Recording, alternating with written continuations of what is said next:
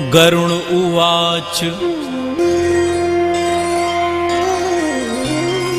अथ ध्यानं प्रवक्ष्यामि शृणु सर्वाङ्गसुन्दरं यत्कृतं देवदेवेन ध्यानं हनुमतः प्रियं पञ्चवक्त्रं महाभीमं त्रिपञ्चनयनैर्युतं बाहुभिर्दशभिर्युक्तं सर्वकामार्थसिद्धिदं पूर्वं तु वानरं वक्त्रं कोटिसूर्यसमप्रभं दंष्ट्राकरालवदनं